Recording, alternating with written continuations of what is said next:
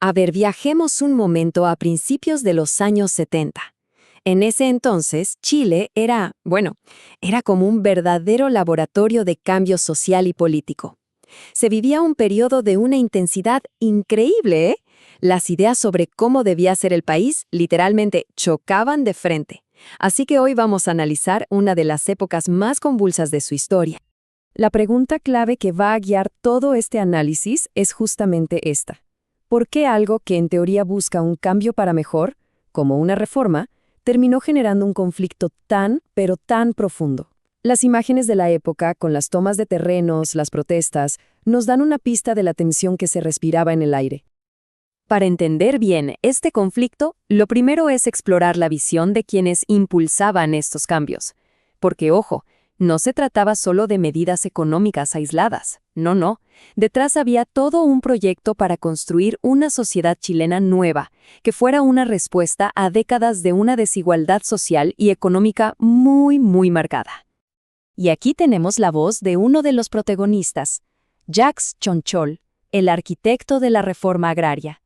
En sus palabras se nota una convicción profundísima.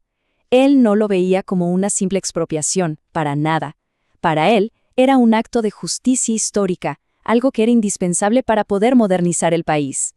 Entonces, el punto central es que los objetivos eran dos. Por un lado, sí, modernizar la economía agrícola. El sistema de latifundio se veía como algo arcaico, súper ineficiente, que mantenía tierras enormes sin usar y a muchísima gente en la pobreza. Pero, y esto es clave, también se buscaba un cambio de raíz en el poder político.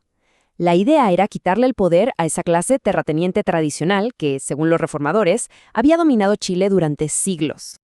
Bien, ahora demos vuelta a la moneda y veamos la otra perspectiva. Para entender por qué la resistencia fue tan feroz, es vital que recordemos el contexto global. El mundo estaba en plena Guerra Fría. Esta no era una pelea local y aislada, para nada. Se metía de lleno a una lucha ideológica que se estaba dando en todo el planeta. Y bueno, aquí Sergio Onofre Jarpa, una de las voces más fuertes de la oposición, lo deja clarísimo. Él enmarca a todo en esos términos ideológicos. Para él y para muchísimos otros, esto no era modernización, era directamente una arremetida marxista. Y claro, en esa época, con la Revolución Cubana tan cerca, esta visión transformaba el debate. Ya no era sobre una política pública, era una batalla por el alma y el futuro del país.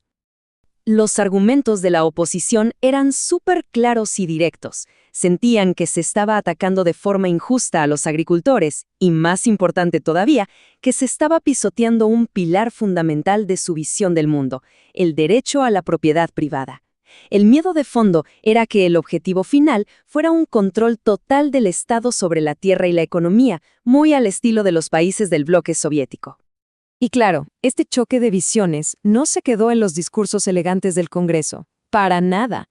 La tensión bajó a la realidad, a los campos, a las fábricas, y se manifestó de una forma muy concreta y, con demasiada frecuencia, violenta. A ver, los números aquí hablan por sí solos y revelan la increíble aceleración de todo. Miren esto. Entre el 65 y el 70 se expropiaron 3,5 millones de hectáreas. Pero es que en solo los 3 años que siguieron, ¡pum!, la cifra casi se duplicó, más de 6,3 millones. O sea, la velocidad y la intensidad fueron algo nunca antes visto.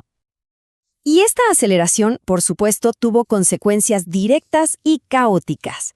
Se desató una ola de tomas ilegales. Campesinos y trabajadores simplemente ocupaban tierras y fábricas. Por el otro lado, los dueños se organizaban para resistir, como fuera. El resultado, una espiral de enfrentamientos. Y en medio de todo, la producción agrícola se fue a pique, lo que agravó aún más la crisis económica del país. Pero el conflicto no se limitó al campo, ¿eh?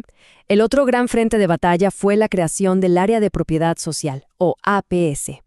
La idea era que el Estado tomara el control de las empresas consideradas estratégicas. Esto, por supuesto, llevó la pelea por la propiedad privada del campo a la ciudad, involucrando a industriales, a comerciantes y a todos los gremios empresariales. Y hay un caso que de verdad ilustra esta lucha de una forma brillante. Es la batalla por el control de la principal empresa de papel del país, que todos conocían como la papelera. Veamos cómo fue. El gobierno intentó comprar acciones de la empresa, pero inmediatamente la oposición fue muy hábil y cambió el eje del debate. Ya no se trataba solo de propiedad, ahora se trataba de la libertad de expresión. Su argumento era simple. Si el gobierno controla el papel, controla a toda la prensa. La campaña La papelera no fue tan potente y efectiva que logró frenar la iniciativa del gobierno. Una demostración increíble del poder de la batalla comunicacional. Al final, lo que estamos viendo en este periodo es básicamente un choque de dos mundos. Dos formas completamente opuestas de entender cómo se tenía que organizar la sociedad y la economía. Esta comparación lo resume todo, ¿no? Por un lado, una visión que ponía la justicia social por delante de todo, usando el poder del Estado como su gran herramienta de cambio.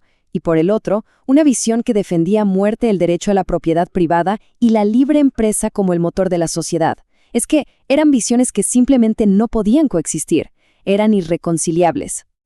Lo que queda clarísimo es que esto no fue un simple desacuerdo político, fue mucho más. Fue una fractura profunda en la sociedad chilena sobre el significado mismo de palabras tan grandes como progreso, justicia y libertad.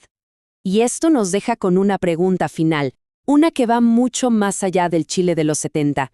Nos obliga a reflexionar. ¿Es posible llevar a cabo cambios tan radicales, tan de raíz en una sociedad, sin que se desaten conflictos de esta magnitud? Una pregunta que, sin lugar a dudas, sigue muy vigente hoy en día.